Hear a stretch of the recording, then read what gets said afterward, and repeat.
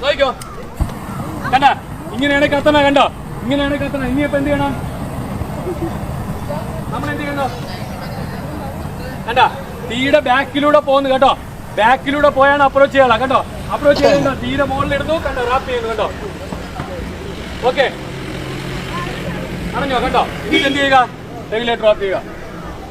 ഇത്രയേ ഉള്ളൂ, simple. 2 second കൊണ്ട് തീ അണയ്ക്കാം. ഓക്കെ ആണല്ലോ. ശരി, ഇനി അടുത്ത മാർഗം എങ്ങനെയാണെന്ന് നോക്കാം.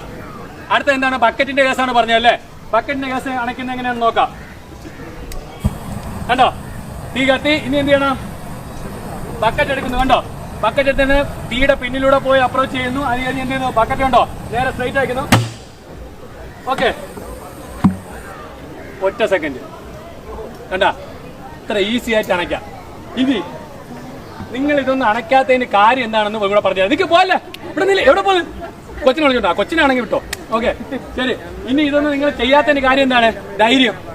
ധൈര്യക്കുറവാണ്. കാര്യം എന്താണ്? ഈ സിലിണ്ടർ എപ്പോഴും വേണോ പൊട്ടിത്തെറിക്കാം, അല്ലേ? ഒരു കാരണവശാലും സിലിണ്ടറിന്റെ അകത്തോട്ട് തീ പോയി പൊട്ടിത്തെറിക്കത്തില്ല. മനസ്സിലായോ? നമ്മൾ അമിട്ട് വെക്കുന്ന പോലെ തീ അകത്തോട്ട് പോയി പൊട്ടിത്തെറിക്കൂല. പിന്നെ എങ്ങനെയാണ് പൊട്ടിത്തെറിക്കുന്നത്? ഈ തീ എന്ത് ചെയ്യും? നമ്മളെ സറൗണ്ടിലുള്ള എല്ലാ സാധനവും കത്തിക്കും, അല്ലേ? അതിന്റെ ചൂട് കാരണം ഈ മെറ്റൽ കത്തും. അപ്പൊ എന്ത് ചെയ്യും? അതിന്റെ അകത്തുള്ള ലിക്വിഡ് തിളയ്ക്കാൻ തുടങ്ങും. തിളച്ച് എന്ത് ചെയ്യും? ഇത് എക്സ്പാൻഡ് ചെയ്യാൻ തുടങ്ങും, അല്ലെ? ലിക്വിഡ് വേപ്പറായി എക്സ്പാൻഡ് ചെയ്യാൻ തുടങ്ങും, ഗ്യാസ് ആവും. ഒരു തുള്ളി 270 മടങ്ങായിട്ടാണ് എക്സ്പാൻഡ് ചെയ്യുന്നത്. മനസ്സിലായോ? അപ്പൊ ഇതിന്റെ അകത്ത് ഇരുന്ന് ഇത് ഇങ്ങനെ വീർപ്പ് കൂട്ടി എന്ത് ചെയ്യും? ഇത് പെരുവാൻ തുടങ്ങും. പെരുവി എന്ത് ചെയ്യാണ്? പൊട്ടിത്തെറിക്കുന്നത്. നമ്മളെ ബലൂണ് പൊട്ടുന്ന പോലെ. അപ്പൊ അത്രയും സമയം കിട്ടും നമുക്ക്. അതുകൊണ്ട് തീ കണ്ടൊരെണ്ണം എടുത്ത് ചാടി ഓടരുത്, അണയ്ക്കാനായിട്ട് നോക്കണം. എങ്കിൽ നമുക്ക് ആ വീട്ടിൽ തന്നെ കിടക്കാം. ഇല്ലെങ്കിൽ വാടക വീട്ടിൽ തപ്പി പോകേണ്ടി വരും, മൊത്തം കത്തിത്തീരും. ഓക്കെ ആണല്ലോ. ഇനി ചെയ്യാൻ പറ്റുമല്ലോ. ഇനി സമയം ഉണ്ടെങ്കിൽ ആ എക്സ്റ്റിങ്വിഷറിനെ കുറിച്ചും കൂടെ പറഞ്ഞുതരാം. ബോക്സിന്റെ അകത്താണ് സാറ് വെളിയിൽ വെക്കണമെന്നാണ് നമ്മളിപ്പോൾ എല്ലായിടത്തും പറയുന്നത്. ബോക്സിന്റെ അകത്താണെങ്കിൽ ചെയ്യാൻ പറ്റുന്ന എന്താണ്?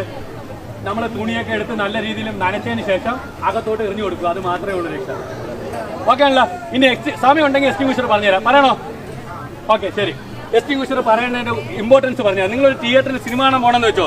നിങ്ങളുടെ സീറ്റിന്റെ അവിടെ തീ എത്തി എന്ത് ചെയ്യും? ഇറങ്ങി ഓടും. ഇറങ്ങി ഓടിയാലും രക്ഷപ്പെടാൻ പറ്റൂല. കാര്യം എന്താണ്? നിങ്ങളെ പോലെ തന്നെ ഇറങ്ങി ഓടാമെന്ന് ചിന്തിച്ചവരാണ് ഉത്തർപ്രദേശിൽ 120 പേര് മരിച്ചത്. അറിയാമോ? ഒരു 6 മാസത്തിന് മുമ്പ് ഒരു ആൾ ദൈവത്തിന്റെ പിറകെ ഓടിയത് കേട്ടോ. അതേപോലെ ഒരു സംഭവമാണ് കുസാറ്റിന് സംഭവിച്ചത്. അതേപോലെ ഒരു സംഭവമാണ് പുല്ലുമേട് സംഭവിച്ചത്. ഇതെല്ലാം ഓപ്പൺ സ്പേസിലായിരുന്നു. നമ്മളെ ഡൽഹി കുംഭമേള കഴിഞ്ഞിട്ട് വന്നിട്ട് ഡൽഹി